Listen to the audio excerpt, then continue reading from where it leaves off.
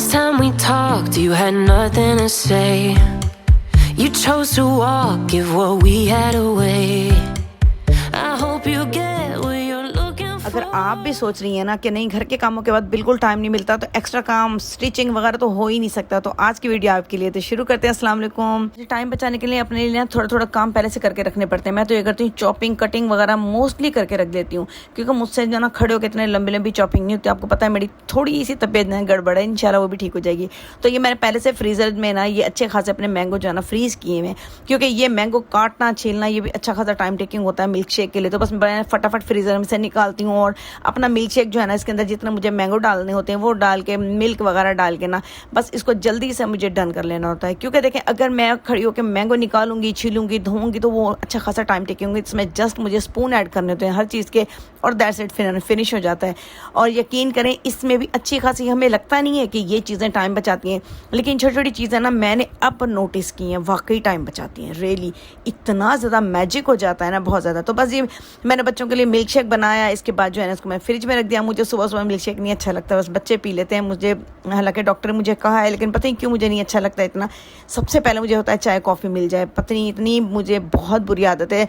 आप लोग अगर ये आदत से दूर हैं तो ये मुझे बताइएगा किस तरह से मैं ये छोड़ूँ और मैं किस तरह से अपनी नॉर्मल रूटीन में आऊँ। एनीवे मेरे ये टिश्यू ख़त्म हो गया था, तो बस मैंने नैपकिन ही रखी हुई थी यहाँ पे ड्राई जार में मैं रखी हुई होती हैं मुझे, तो मैं बस वो उन्हीं से ना साफ़ कर लेती हूँ। यानी जो पुराना कपड़ा वगैरह स्टिचिंग वगैरह करती हूँ या कोई भी पुराना वो होता है ना, तो बस उनको जो ना काट कूट के रख लेती हूँ। बस ये मैं किचन वाला समेटने के बाद आपको पता है कि सबसे पहले मुझे नाश्ता क्या होता है, मुझे चाय चाहिए होती है। तो मैंने चीज़ें रखने के बाद ना सबसे पहले अपनी चाय बनाई, क्योंकि मुझे चाय के बगैर ना पता नहीं क्या चाय की क्रेविंग होना शुरू हो जाती है सुबह उठते ही। तो बस मैंने मेडिसिन ली हुई होती हैं और 3 मेडिसिन लेती हूँ बगैर नाश्ते के, यानी निहार मुँह। उसके फिर 2-3 घंटे बाद मुझे नाश्ता करना होता है। बस ये नमाज के वक्त मेडिसिन लेके फिर मुझे नाश्ता वगैरह कर लिया, क्योंकि थायराइड की मेडिसिन मॉर्निंग में ली जाती है ना। तो चाय मेरी डन हो गई थी। दैन जो है ना मेरे वैसे भी मैंने पहले से एग रख दिए थे बॉयल होने के लिए। उसके अंदर जो है ना मैंने एग्स के अंदर ना डाल दिया थोड़ा सा नमक, क्योंकि इस तरह ना ज़रा अच्छे से पील हो जाते हैं। बस ये नमक रखने के बाद ना मुझे आपने देख लिया होगा कि मैंने तवा रखा था, लेकिन मैं रोटी वगैरह नहीं बनाऊंगी। मेरी फेवरेट रोटी, पता नहीं आप लोग क्या सोचेंगे मुझे ये किस तरह की है। मुझे रात की बची हुई जो है ना तंदूर की स्पेशली बहुत अच्छी लगती है, तो वो मैं एक आधी ज़रूर उसमें ना फ्राई करके खाती हूँ। पूरी तो नहीं खाई जाती, लेकिन हाफ़ करके ना उसको हल्का सा पानी लगा के और थोड़ा सा ऑयल लगा के ये मैं तल के खाती हूँ। तो आप लोग ना जजमेंटल ना होइएगा, मुझे बहुत अच्छी लगती है, इसलिए ना जो मेरा दिल करता है मैं वो करती हूँ। ये नहीं कि मैं वीडियो बना रही हूँ तो अपने आप में ना बड़े वो कर लूँ कि नहीं मैं बड़े रियल, मुझे बहुत अच्छी लगती है। आप लोग बताइएगा मुझे आपको अच्छी लगती है कि नहीं लगती है। मैं ही बस ऐसे हूँ, क्योंकि मुझे मेरी इतनी फेवरेट है ना, मुझे बहुत ज़्यादा। अच्छा जी, बस मैंने ये अपनी ये अच्छी तरह से फ्राई कर ली रोटी। इसके बाद जो है ना मेरे एग भी तकरीबन डन हो चुके थे। तो बस ये मैंने एग का ना गरम जो पानी होता है ना मैं सिंक में ज़रूर डाल देती हूँ, ताकि ना ड्रेनेज ना हमेशा सही रहे। अच्छा जी, बस इसके बाद ना मैंने अपने एग वगैरह पील किए, अपना नाश्ता बनाया। और ये 2 अंडे मैं नहीं खाऊंगी, ये मेरा और मेरी बेटी का नाश्ता है और वो भी उठी हुई थी। तो बस ये जो है ना मैंने अपने, हालांकि जब मैं सुबह नाश्ता करती हूँ ना तो मोस्टली मैं अकेली ही उठी होती हूँ, लेकिन ये कि जब कभी इनको लैपटॉप पे काम करना होता है ना तो इन लोगों का टाइमिंग इस तरह से है कि फजर के बाद ना ये लोग करते हैं। तो बस ये मैंने अपना नाश्ता डन किया, वो बना लिया, अपनी बेटी का भी बना लिया। और इसके बाद ना मुझे मेरे पास, अच्छा मैं पता है क्या टू डू लिस्ट नहीं बनाती। मुझे होता है कि नहीं जो काम मुझे करने हैं वो रूटीन के, तो उसमें क्या मैं कहूँ कि झाड़ू लगाना है या पोछा करना है या फिर मुझे आटा गूंदना है, ये कोई टू डू लिस्ट मैं नहीं बनाती। मुझे होता है कि मैं अदर क्या काम कर रही हूँ, यानी कि मुझे मेन जो काम है ना, मुझे एक आध जो है ना एक्स्ट्रा टास्क कर लेती हूँ ना, फिर मुझे सुकून आ जाता है कि नहीं मैंने आज का दिन प्रोडक्टिव गुजारा है। वरना डेली का जो है ना ये झाड़ू पोछा है, मेरी अम्मी कहती है ये कोई काम नहीं है। काम होता है कि आप एक्स्ट्रा क्या कर रहे हो। बिलीव मी, ये तो रूटीन के काम होते हैं ना। गाँव में भी देखें झाड़ू पोछा वगैरह करने के बाद लोग कढ़ाइयाँ करने बैठ जाते हैं, सिलाइयाँ करने बैठ जाते हैं, और हम लोग जो है ना इतने ईजी पीजी लाइफ गुजार रहे हैं, उसके बाद भी हमारी ये हाल है। तो बस ये मैंने बेटे की डस्टिंग करी थी और फिर मेरा दिमाग वैसे ही बड़ा ख़राब हो गया, क्योंकि मैंने बहुत दिनों से जहन में था कि नहीं इसके जो है ना ये जो बेडशीट है ना फिट नहीं होती। जो भी बेडशीट बिछाओ ना वो फिट नहीं होती। इतना मुझे गुस्सा आता है, क्योंकि मैंने पहले भी आपको बताया था कि इसका जो ये मैट्रेस कवर मैंने लिया था ना ये बड़ा ही बोंगा सा मिला था मुझे। तो मैंने अब ये सोचा, पहले बिछाने लगी, फिर मैंने सोचा नहीं अब ना इसको जो है ना मैं बेडशीट को ही फिटेड बिछाती हूँ। इसका मैट्रेस कवर जो है ना ये फजूल है, इसको हटा देती हूँ। और इस तरह से मुझे फिट बेडशीट बिछाने से क्या होगा कि जो नीचे वाली फिटेड बेडशीट हो गई या उसको बेड कवर उसको वो कह लें आप मैट्रेस कवर कह रहे हैं, उसके बाद जब हम ऊपर बिछाएंगे ना तो वो बिल्कुल हिलेगी नहीं। और अच्छा अगर आप ना भी बिछाएं ना, आप इसी इसी को भी एज इट इज यूज़ करना चाहें ना तो इतनी फिटेड होती है कि बच्चे नाचें कूदें उठें बैठें, जिस दिन आपको बेड कवर चेंज करना होगा ना उस दिन आपसे मुश्किल से खुलेगी। क्यों? क्योंकि इसको हमने बिल्कुल ही फिट करके ना बिल्कुल इसको बना देना है। चले बस ये मैं दूसरे कमरे में लेकर आ गई थी क्योंकि मेरे बेटे का कमरा बहुत छोटा है। मैंने इस पर मैंने वीडियो भी बनाई हुई है कि बहुत ज़्यादा छोटा है। मैं उसका लिंक लास्ट में दे दूंगी कि मैं इसको जैसे भी डेकोरेट किया था ना वो सारी डिटेल आपको दिखा दूंगी, तो डिस्क्रिप्शन में देख लीजिएगा। अच्छा जी, बस मैंने इसके चारों तरफ से ना इस तरह से इसको बेडशीट को बिछाया ना, ये पूरी की पूरी ना मुझे ऊपर वाला इसका जो बिल्कुल टॉप वाला हिस्सा है ना वो मुझे सीधा चाहिए था। बस जी जब मैंने देख लिया ना कि हर तरफ से बिल्कुल फिक्स हो गया चारों तरफ से, तो बस अब मैंने इसको ना इससे कटिंग कर देंगे। यानी चारों तरफ से जितना जितना कपड़ा है ना तकरीबन मुझे चाहिए था इक्वल, यानी कपड़ा हटा लूँ तो वो मेरे आगे भी काम आएगा। क्योंकि फिटेड बेडशीट के लिए ना मुझे मेन यही चाहिए था कि साइडों वाले कपड़े जो है ना छोटी छोटी कतरन जो बचेगी ना वो भी बहुत काम की होगी। तो बस ये जो है ना मैंने अच्छी तरह से ना हर तरफ से बिल्कुल इक्वल करके और एहतियात से ना सारी कटिंग कर ली। तो बस ये साइडों की सारी स्ट्रिप अलग निकल आई जो बड़ी छोटी निकलनी थी, और इसके अलावा जो है ना जो वो था ना हमारा सेंटर वाला पीस वो बिल्कुल हमने बिल्कुल जो है रेक्टेंगल पीस में ना बिल्कुल मैट्रेस के ऊपर जो लगेगा, यानी नीचे उसने ज़रा इंच भी नीचे नहीं लटकना। तो बस ये मेरे तकरीबन मैंने देख लिया था, मैयर कर लिया था, और इसको जो ना बस अब हमारी जो है ना ये कटिंग करने के बाद ना स्टिचिंग करने की बारी है। तो स्टिचिंग करने के लिए ना चले नीचे चलते हैं क्योंकि नीचे मेरी मशीनें दोनों रखी हुई होती हैं।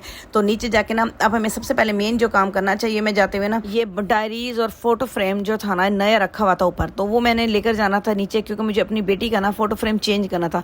उसके पहले तो काफ़ी 2-3-4 सालों बल्कि काफ़ी पहले के ना ये फ्रेम में ना ये फ़ोटो लगी हुई थी, लेकिन ये टूट गई थी पीछे से ना, इसके हुक तकरीबन ख़राब हो गए थे।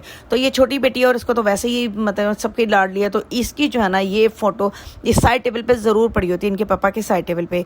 तो बस जी मैंने उसको ना फिक्स करना था क्योंकि काफ़ी दिनों से कह रहे थे कि वो फ़ोटो कहाँ चली गई, और मैंने रखी हुई थी स्टोर में कि नहीं ये सारी ख़राब हो गई है, इसके ना शीशा टूट के कहीं कांच किसी को लग ना जाए।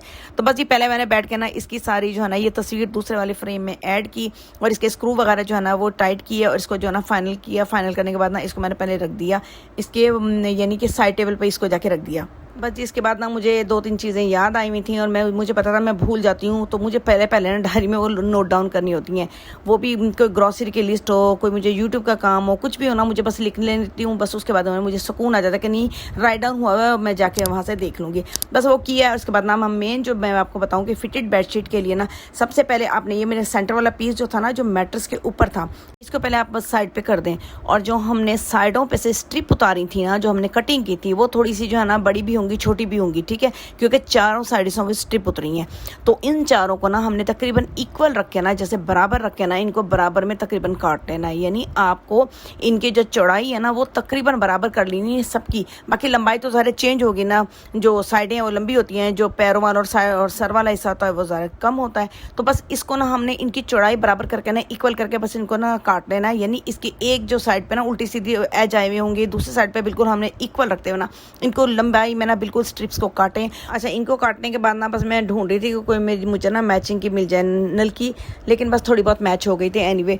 तो अच्छा, ये जो सारी स्ट्रिप है ना जब आप इसको ज्वाइन कर लेंगे ना तो एक लंबी सी ना यानी कटिंग करने के वो सिलाई करने के बाद एक लंबी सी पट्टी बन जाएगी। बस ये पट्टी जो ना हमारी मेन बेस है, जो हमने बेडशीट के साथ इस तरह से जाए ना बस सीधे अटैच कर देनी है। बस इसको सीधा सीधा चारों तरफ से ना आपने घुमाते हुए अटैच कर लेना है। कोई मुश्किल नहीं है, बहुत आसान है।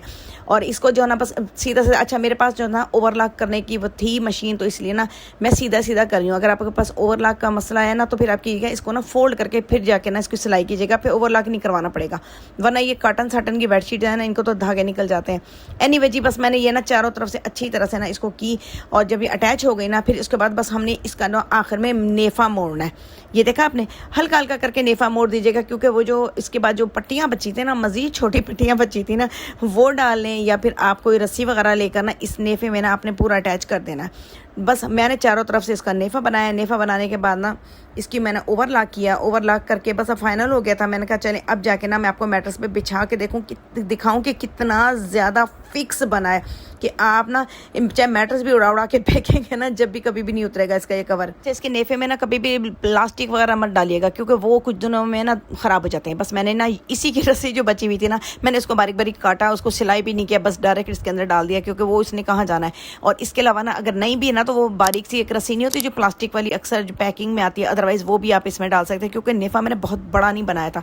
इसके बाद इसको मैट्रेस पे जब बिछा लेंगे ना अच्छी तरह से, इस तरह से चढ़ेगा ना कि आपको खुद भी थोड़ी सी मेहनत करना पड़ेगी। चारों तरफ से ना इसको अच्छी तरह से फिक्स किया। फिक्स करने के बाद ना इसको नीचे से जो इसकी डोरी थी ना पहले से मैंने इसमें नॉट बांध दी थी ताकि निकल ना जाए। फिर उसके बाद मैंने चारों तरफ से फिक्स करके ना इसको मजीद फिर जो है ना गिठान बांधी और अच्छी तरह से फिक्स कर दिया। अब यकीन करें इसने ज़रा नहीं हिलना। और मैं यही सोच रही थी कि नहीं, पहले भी मैं काफ़ी दिनों से सोच रही थी कि बड़े वाले जो मैट्रेस हैं और डबल बेड है ना उन सब का भी बनाऊं, लेकिन बस टाइम जो है ना वो सिलो गुजर रहा होता है, कभी इधर का काम तो कभी उधर का काम। बस ये फाइनल किया मैंने, इसको अच्छी तरह से नॉट की और नॉट करने के बाद ना ये मेरा हो गया इतना टाइट और फिक्स है ना कि बस ये नॉट ना इसी के अंदर मैंने ना फाइनल करके ना अंदर इसको छुपा दिया था ताकि चारों तरफ से ना इसका कोना बिल्कुल सही लगे। और इसके बाद ना अच्छा मेरा जो वो बेड है ना, मेरे बेटे का जो यानी रूम का बेड है, उसकी साइडें जो है ना एजेस वो ऊपर की तरफ है, तो मुझे ये बिछाते हुए ना मजीद अब और अच्छा हो रहा था कि मजीद बिल्कुल फिक्स हो गया। इसके एजेस देखें ना, ये देखें ये कितना ऊंचे हैं। आराम से ना आप अच्छा इस पे बिछाएं या फिर मैट्रेस आपका ऊपर रखा हुआ है उसमें बिछाएं या डबल बेड में बिछाएं। ये तो उसी बेडशीट की हमने क्या किया, बस उसी बेडशीट की सारी चीज़ें जो है ना उसी में दोबारा अटैच की और दैट्स इट। अब यकीन करें इतना ज़्यादा ज़बरदस्त हो गया था ना कि आप लाख इधर उधर हिलाती फिरेंगी ना फिर भी कभी नहीं, क्योंकि मैं मैट्रेस उस कमरे से यहाँ तक लेकर आई थी। मैट्रेस से बेडशीट ने क्या हिलना है, बिल्कुल ये बेड कवर जो है ना बिल्कुल फिक्स हो गया। आप इसको बेड कवर के तौर पे यूज़ कर सकते हैं, वरना अगर आप मैट्रेस कवर के तौर पे यूज़ करें कोई और कपड़े से बना लें। मैंने तो बेड कवर ही बनाया है। मैंने कहा नहीं ये फिक्स होगा ना तो ज़िंदगी में सुकून आ जाएगा, जब मुझे उतारना होगा जब भी उतारूंगी। तो बस ये देखें जी, ये मेरी स्ट्रगल, ये मेरा दिन और जो बिजी लाइफ है। अगर आपको पसंद आई हो तो इसको लाइक और शेयर कीजिएगा। मैं जैसे चाहती हूँ टेक केयर, अल्लाह हाफिज़।